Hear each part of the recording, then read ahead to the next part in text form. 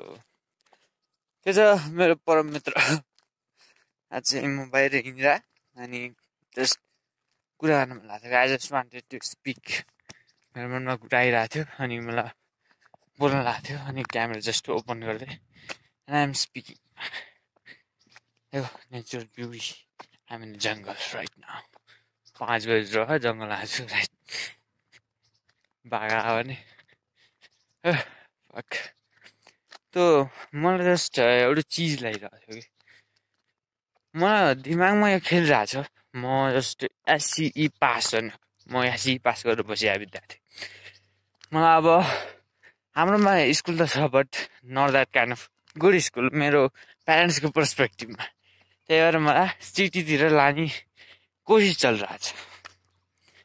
And मैले सोचिरहेको छु मैले साँच्चै नढ्दाखेरि नढाड्दाखेरि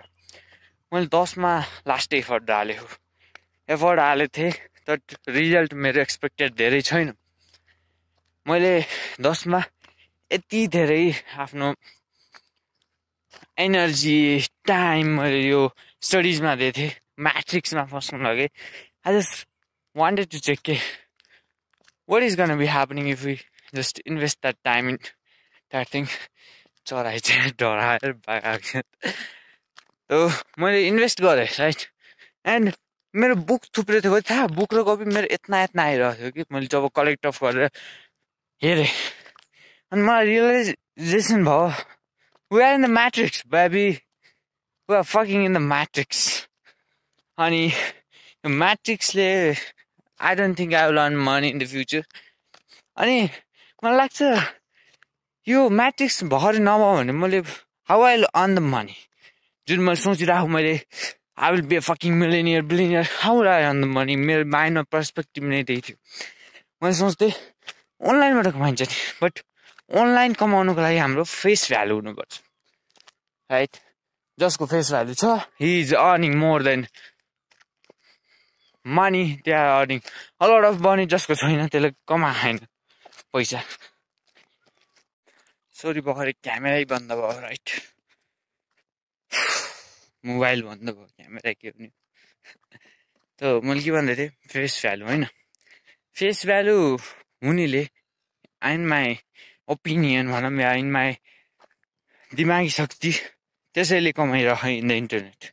जसको फेस भ्यालु छैन जसले आफ्नो ट्रस्ट बिल्ड गरिरहेको छैन जुन हनेस्ट छैन जसले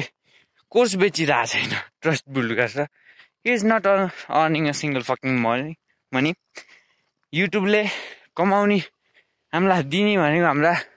एडसेन्सले होइन AdSense don't give that much money हामीले पाउने भनेको स्पोन्सरसिपले त्यसपछि हाम्रो कोर्स बेचेर अनि त्यसपछि हामीले ट्रस्ट बिल्ड गर्दा विथ द अडियन्स हामीले कमाउनु भनेको यति नै हो जो सी भयो मैले भुल्मै हो यार क्या हो जाएगा पता नहीं त मैले के भनिरहेको थिएँ राइट यदि तिमीलाई अर्न गर्न छ get on YouTube build audience. I want to get the rich. I want to get something in my life and I'm just making this video right now. मलाई त मन थिएन भने मैले भिडियो किन बनाइरहेको छु राइट यो भिडियो बनाउँदा एउटा मेरो फाइदा देखेँ कि तिमीले केही कन्टेन्ट बनाइरहेछौ त्यतिकै अपलोड गर even it get 0 views even it get anything views just upload it